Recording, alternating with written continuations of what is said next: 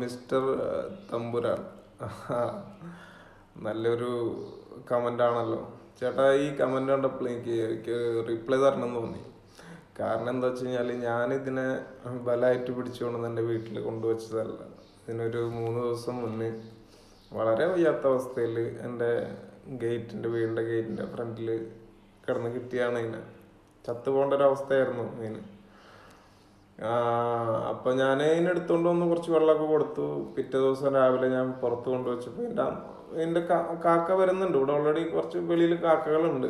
അപ്പോൾ അതിൻ്റെ അമ്മ കാക്ക വരുന്നുണ്ട്. അപ്പോൾ എനിക്ക് അറിഞ്ഞുകൂടാ. ഞാൻ എപ്പോഴും ഈ ഡോഗിന് ഫുഡൊക്കെ കൊടുക്കുമ്പോൾ കുറച്ച് ചോറ് ഒരു കാക്ക എപ്പോഴും വന്നിട്ട് ഇങ്ങനെ നമ്മുടെ അടുത്ത് ഒക്കെ വന്ന് ഇങ്ങനെ ഇരിക്കും. അപ്പൊ ഞാൻ കുറച്ച് ചോറൊക്കെ അതിന് വെച്ച് കൊടുക്കാറുണ്ട്. അപ്പൊ അതാണോ അതിൻ്റെ അമ്മ എന്തോന്നൊന്നും അറിഞ്ഞുകൂടാ. അപ്പൊ ചില സമയത്ത് നമ്മള് പറയുന്ന കേട്ടിട്ടുണ്ട്, മൃഗങ്ങളും പക്ഷികളൊക്കെ മനുഷ്യന്മാരെ സഹായം തേടും എന്നുള്ളത്. ചിലപ്പോ ഒരുപക്ഷെ അങ്ങനെ ആയിരിക്കാം. ഇതിന്റെ അമ്മ അവിടെ കൊണ്ടുവച്ചാണോ, ചിലപ്പോ നമ്മള് ഇതിനെ ചിലപ്പോ രക്ഷിക്കുന്നു വിചാരിച്ചിട്ട് കൊണ്ടുവച്ചാണോ, അതൊന്നും പറയാൻ പറ്റില്ല കേട്ടാ. നമ്മളിങ്ങനെ ഒന്ന് ചിന്തിച്ചു പോയതാണ്. അപ്പൊ ആ ഒരു അവസ്ഥയിൽ എന്നെ കിട്ടിയപ്പോ ഞാൻ എടുത്ത്. പിന്നെ പുറത്ത് നല്ല ചൂടാണ്, നല്ല നമുക്ക് തന്നെ മനുഷ്യന്മാർക്ക് തന്നെ സഹിക്കാൻ പറ്റുന്നില്ല. പിന്നെ അതുപോലെ ഒത്തിരി പൂച്ചകളുടെ ശല്യമൊക്കെ ഉണ്ട്. അപ്പോൾ എന്തായാലും ഇതിന് പുറത്ത് രക്ഷപ്പെടാൻ പറ്റൂല.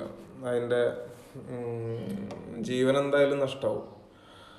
അപ്പം അങ്ങനെ ഞാൻ എടുത്തുകൊണ്ട് വന്നതാണ്. അപ്പോൾ എടുത്തുകൊണ്ട് വന്ന് ഇപ്പോൾ ആള് ഭക്ഷണമൊക്കെ കഴിക്കുന്നുണ്ട്. അത്യാവശ്യം ഭക്ഷണമൊക്കെ കഴിക്കുന്നുണ്ട്. ആള് ഹാപ്പിയാണ്, വെള്ളം കുടിക്കുന്നുണ്ട്.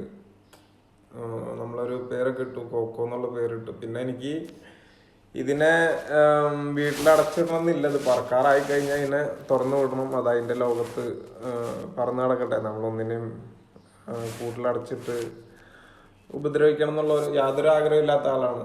അപ്പം അത് അതിൻ്റെ ലോകത്ത് പറക്കാറാകുന്ന സമയത്ത് ഞാനിതിനെ വിടും. അത് പറന്ന് നടക്കട്ടെ. അല്ലെങ്കിൽ നിനക്ക് ഇവിടെ ഇഷ്ടമെന്നുണ്ടെങ്കിൽ നീ ഇവിടെ നിന്നോ, അല്ലേ കോക്കോ? ഇപ്പം എന്തായാലും ആള് ഓക്കെയാണ്, ആള് ഹാപ്പിയാണ്, ഭക്ഷണമൊക്കെ കഴിക്കുന്നുണ്ട്, ഉഷാറാണ്. അപ്പൊ പൊന്നു ചേട്ടാ, നമ്മൾ ഒരാളെ തെറിയൊക്കെ വിളിക്കുന്നതിന് മുന്നേ ഒന്ന് ആലോചിക്കുക.